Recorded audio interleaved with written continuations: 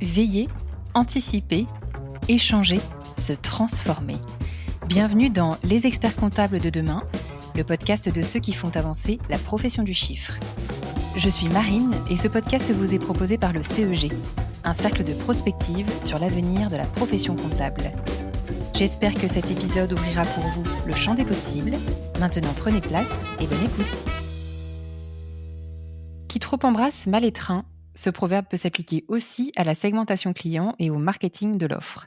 Bienvenue dans cette série de podcasts consacrée à la spécialisation des cabinets d'expertise comptable.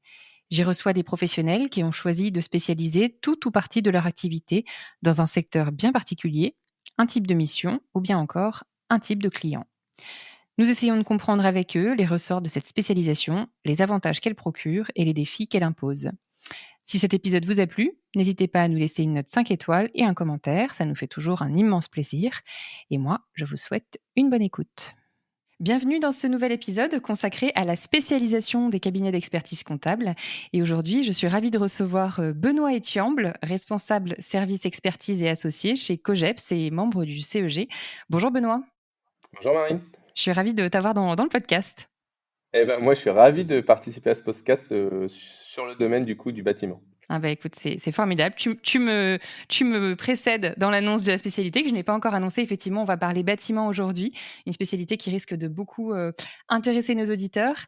Avant d'aller dans le sujet, est-ce que tu peux me présenter Cogeps rapidement ? Volontiers. Alors, Cogeps, c'est un cabinet d'expertise comptable de 85 collaborateurs entourés de 5 associés. On est répartis sur 3 sites en Normandie, 2 dans l'Eure et 1 en Seine-Maritime où il y a le siège social à Elbeuf. Du coup, on fait les missions classiques, expertise comptable, audit, juridique, social, digital.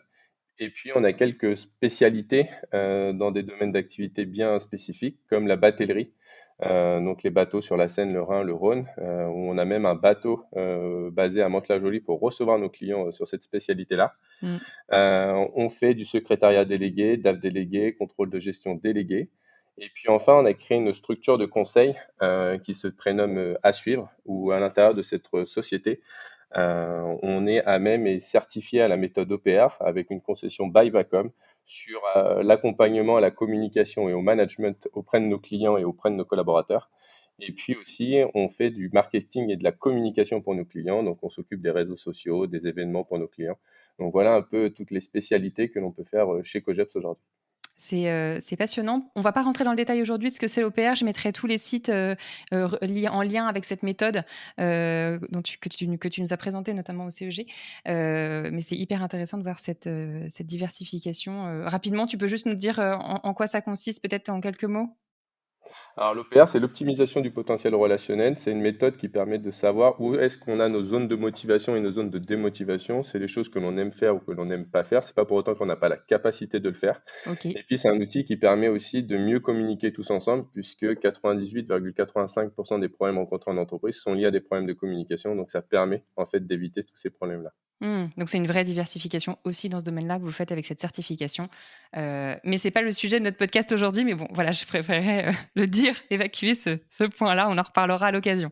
Le site web du cabinet, c'est une chose que moi j'ai commencé à étudier quand on a préparé, avant de préparer ce podcast, avant de préparer avec toi. Et ce que j'ai bien aimé, c'est que j'ai vu que vous aviez une port d'entrée très client.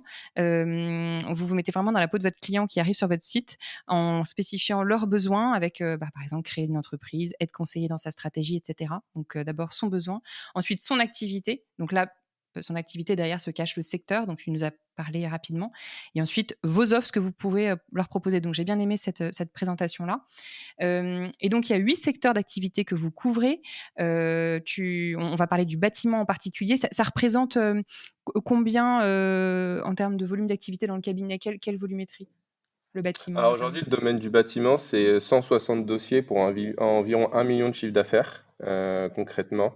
Après, on a 2 secteurs qui sont proches du secteur du bâtiment en termes de spécialisation, qui sont le domaine de la batellerie, où on est à peu près sur la même trend de 160 dossiers, Ok. avec un peu moins de chiffre d'affaires parce qu'on a moins de missions annexes à faire. et puis la partie HCR, où on est aussi sur les alentours de 150 dossiers. Donc, on a vraiment ces trois spécialisations qui sont faites au sein du cabinet. OK. HCR, hôtel, café, restaurant, Restaurant, pour ceux ouais, qui voilà, nous c'est ça. entendent et qui connaissent pas cet acronyme, même s'il est, bien connu. Et comment ça se traduit cette approche sectorielle dans le cabinet? Comment en face vous êtes structuré? Puis après on ira parler plus particulièrement bâtiment, mais j'aime bien voir un peu comment ça s'organise. Alors du coup, on a un référent par métier. Donc on a Élise qui est référente batellerie, moi-même référent HR, et puis on a Pierre qui est référent bâtiment. OK. Et enfin, on a constitué une équipe de 6 personnes qui sont à même d'intervenir sur des missions à forte valeur ajoutée, qui sont là aussi pour aider nos clients sur des missions spécifiques en termes de gestion ou de comptabilité. Et donc, du coup, on peut avoir environ 4 personnes qui peuvent intervenir sur le même dossier, dont 2 qui sont spécialisées en termes de gestion, 2 qui sont spécialisées en termes de compta. Et donc, du coup, après, c'est un travail d'équipe pour accompagner notre client sur tous ces besoins qu'il pourrait rencontrer. Mmh. Et, OK. l'avantage que l'on a, c'est que du coup, on forme les collaborateurs à la communication vis-à-vis de ce secteur d'activité, donc pour parler le même langage qu'eux et s'adapter en fait à comment ils communiquent.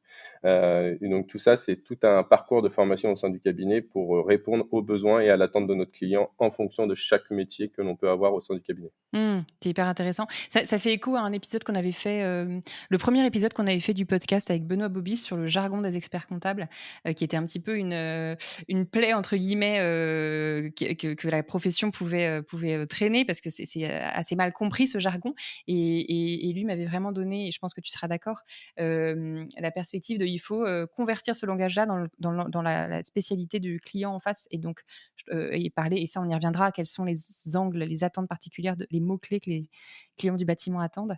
Mais ça, je pense qu'on est typiquement dans ce sujet-là. Sur le sujet du bâtiment, je vais faire un petit passage de revue très rapide, mais du marché pour que les auditeurs aient bien en tête les enjeux. Aujourd'hui, il y a 487 000 entreprises du BTP en France. C'est un secteur qui est très peu concentré puisque 95 de ces entreprises sont des micro-entreprises. C'est un secteur qui a été très touché par les années covid, et qui, connaît un investissement qui repart à la hausse depuis 2021.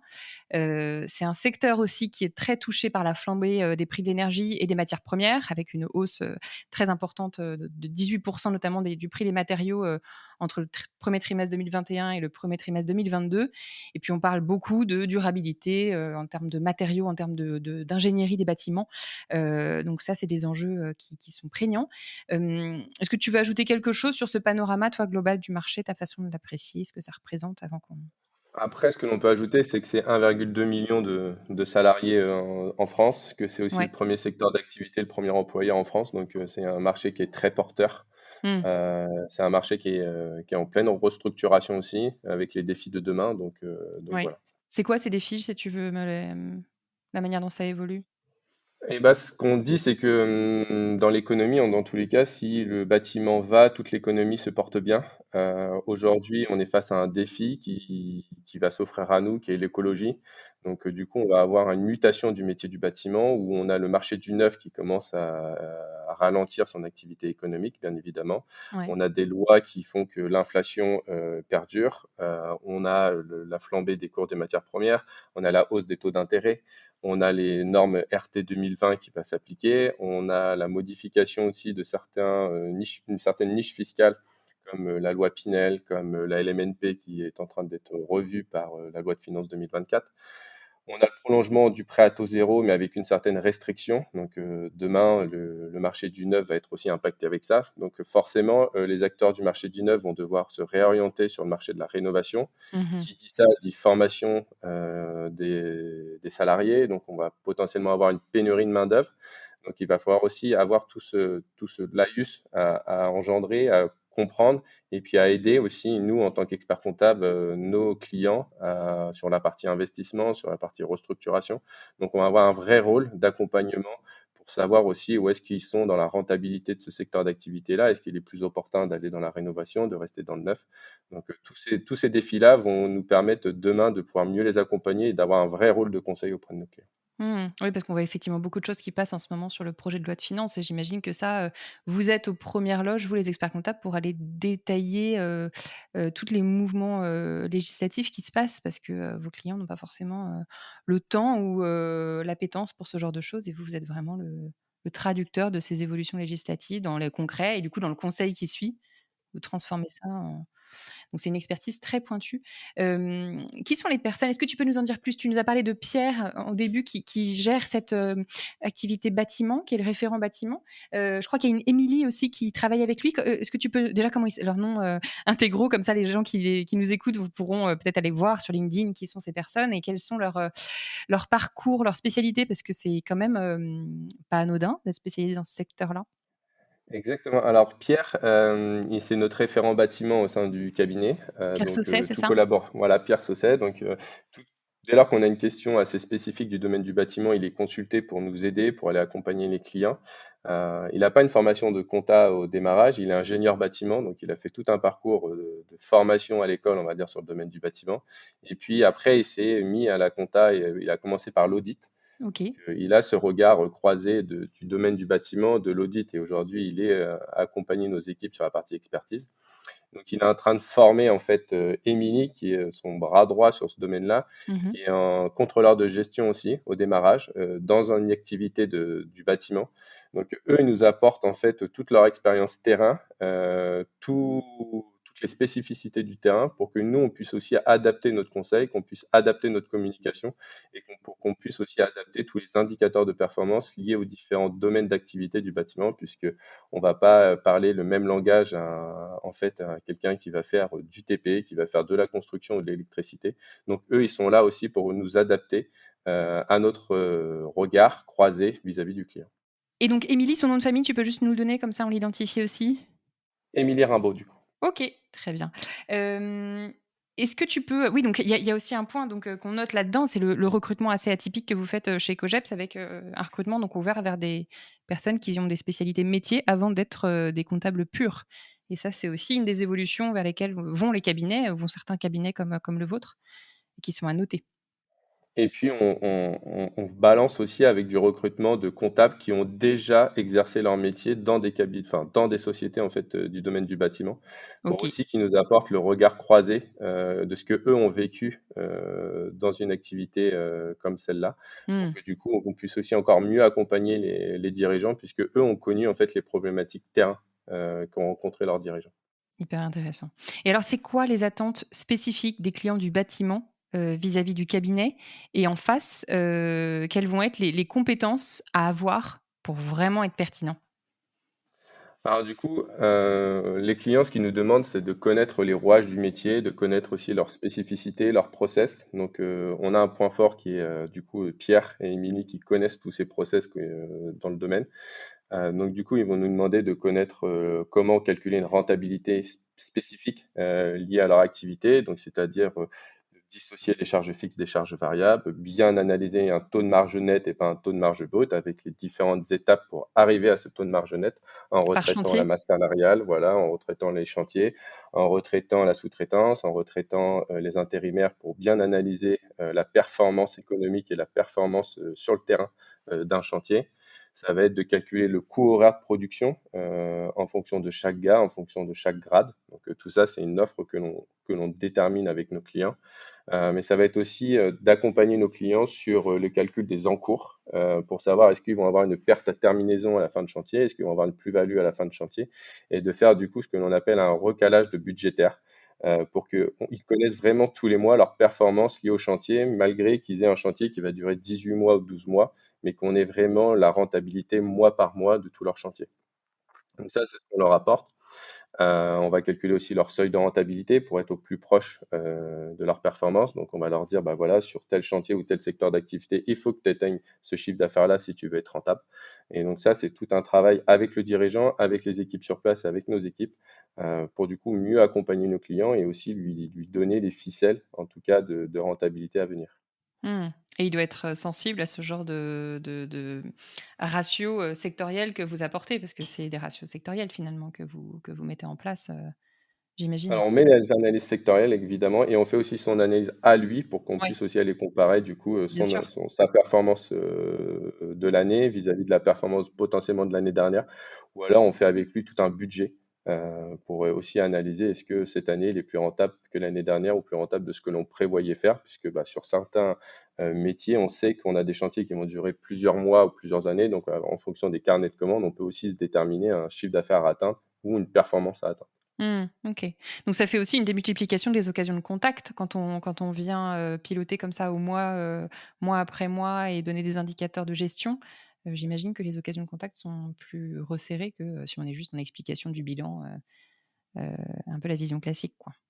Exactement, ouais. Donc, on essaye d'avoir un contact assez régulier avec nos clients. Le plus souvent, on essaye d'avoir au moins tous les mois et ceux où on a un tableau de bord, dans tous les cas, ou un tableau de gestion, on se rend tous les mois sur place et puis on prend le temps avec le dirigeant de voir la performance, de voir le futur, de regarder s'il y a des investissements à faire et tout ça, c'est fait aussi pour, analyser le plus tôt possible la rentabilité et de réajuster ou non, s'il y a des dérapages, sur certains postes. Mmh. Là, c'était plutôt ce qu'on appelle le mot anglais, c'est hard skills, les compétences techniques, liées à cette spécialisation. En termes de le terme est aussi anglais, de soft skills, les compétences plus humaines. Qu'est-ce que les patrons du bâtiment attendent, d'un expert comptable, est-ce que tu as Bah, ils attendent de l'écoute, vis-à-vis de nous, c'est-à-dire qu'on les écoute, qu'on comprenne aussi leurs problématiques et qu'on cherche des solutions avec eux et donc du coup, par ce fait, on va être là pour les coacher, parce que, bah, il faut aussi, leur dire quand ça va bien, quand ça va pas et potentiellement prendre la main avec eux, dans le quotidien pour leur dire: «Attention là, il y a une problématique, il faut qu'on la traite». mmh, Donc, ils attendent de nous aussi qu'à un moment donné, on soit force de proposition et force d'action. mmh, hyper intéressant. Oui, parce que eux peuvent vite être dans la gestion quotidienne, affairés par, plusieurs chantiers et cetera et des affaires courantes et vous leur apportez cette hauteur de vue, cette analyse, on doit faire une pause, il faut prioriser et cetera, j'imagine. Hem, alors en termes d'offres, spécifiques à ce secteur-là, quelle a été votre approche pour, organiser votre offre? Alors du coup, on s'est rapproché de notre service communication marketing qui nous a marketé toute une offre, comme le site internet, enfin tous ces aspects-là, donc c'est eux qui s'en occupent. Donc elles nous ont marketé toute une offre de tableau de bord métier avec des indicateurs métiers. Donc on utilise généralement Waybill qui fait partie du village connecté, pour ces tableaux de bord-là. Ensuite, on a marketé une offre d'analyse de coût de revient où on vient expliquer qu'est-ce que l'on va faire dans cette analyse de coût de revient. Donc c'est de bien déterminer les charges fixes, les charges variables, la rentabilité par secteur d'activité, et cetera. Donc c'est tout un travail, d'audit des process, d'audit, des charges, avec le dirigeant pour lui donner du coup ce que je disais tout à l'heure, son seuil de rentabilité et sa performance économique par secteur d'activité ou par client. C'est des missions du coup, bah, classiques aussi de présentation des comptes annuels puisque, bah, c'est aussi le préambule de notre métier et puis enfin, c'est de l'aide au pilotage de la trésorerie puisque, bah, toutes les problématiques que rencontre, le domaine du bâtiment va se traduire aussi par des problèmes de trésorerie potentiels. Oui. Donc aujourd'hui, on s'est rapproché de Figure qui est aussi, un membre du village connecté pour qu'on puisse encore accompagner au plus près nos clients et suivre avec eux leur trésorerie. Ouais, donc les outils communiquent, on voit ça aussi, c'est grandement appréciable. En termes de ressources humaines, tu me disais rapidement, les profils que vous aviez, donc soit, donc en termes de référents, des gens qui sont, plutôt issus, des industries que vous accompagnez. Il y a aussi des comptables qui sont issus de sociétés, «du client» entre guillemets, directement. Mais pour ce partage de compétences, de connaissances, comment vous vous organisez pour que, eh bien, il y ait pas, la formation soit pas, juste contenu, dans deux-trois cerveaux, mais au maximum par l'ensemble de l'équipe pour, voilà, continuer à grandir dans ce secteur-là. Comment vous partagez? Alors du coup, on forme les collaborateurs, hein, vers un transfert de compétences. Donc, Pierre organise des formations avec moi-même pour l'intégralité des collaborateurs. OK, Donc du coup, on va faire des formations sur l'analyse de marge, sur, le seuil de rentabilité, sur, la gestion de trésorerie, sur le BFR, sur, qu'est-ce qu'une charge fixe, qu'est-ce qu'une charge variable. Donc tous ces aspects-là, ils sont donnés à nos collaborateurs. OK. Spécifiquement dans le domaine du bâtiment, par exemple? Spécifiquement dans le domaine du bâtiment, spécifiquement dans le domaine de la batellerie, spécifiquement dans tous nos secteurs d'activité, OK. pour que chacun puisse, avoir ce regard et comprendre son client quand il va lui parler et que lui, tout de suite, fasse la gymnastique d'approche client et qu'il puisse aussi mieux le conseiller dès le démarrage et qu'on n'ait pas besoin d'avoir affaire tout de suite au référent métier, mais OK. que le référent métier soit un support. Donc tout ça, c'est des transferts de compétences. Et ce transfert de compétences, en fait, on va le professionnaliser à partir du 1er janvier 2024, où on a créé une COGEPS Academy, qui est une académie pour le cabinet à l'intégralité de tous les collaborateurs, qu'on soit du service expertise, du service juridique, du service social, ou à l'intégralité de cette COGEPS Academy. Il y aura des formations faites en interne, des formations faites en externe, pour transférer toute notre compétence, tant sur de la partie, on va dire, technique que managériale, que de posture, que de physiologie, pour que aussi, du coup, tout le monde soit à même, à un moment donné, de faire le métier de demain qui sera le full conseil. En tout cas, c'est l'ambition du cabinet, qu'on soit un cabinet à full conseil et puis un cabinet dit traditionnel. OK. OK. Et sur le recrutement, est-ce que, cette, tonalité forte bâtiment d'un côté et puis aussi, HCR, batellerie, hem, est-ce que ça a un impact positif, négatif? Alors ça a un impact, oui et non, c'est-à-dire que, on ne cherche pas à créer des départements spécifiques, métiers. Donc du coup, c'est pas parce qu'on a une spécialité bâtiment qu'on va faire que du bâtiment. Notre but, c'est quand même de faire du transversal. Donc du coup, on propose au candidat de s'il a une spécialité, d'en faire, bien évidemment, pour nous apporter encore cette plus-value. Mais on va aussi aller le mettre sur d'autres secteurs d'activité pour que lui aussi grandisse et puisse apporter d'autres regards, un autre conseil et une autre vision. Donc du coup, là-dessus, on n'a pas de secteur désigné et ensuite on propose du coup, cette formation continue au sein du cabinet, donc pour aussi le faire grandir et que lui puisse faire grandir ses copains, Mmh. sur son secteur d'activité de prédilection. Donc on n'a pas vraiment de problématiques liées au recrutement. OK, OK. Côté outils digitaux, donc, j'ai entendu, Waybe pour, les tableaux de bord, Figure pour la gestion de trésorerie. Il y a d'autres outils que vous utilisez, pour accompagner les acteurs du bâtiment?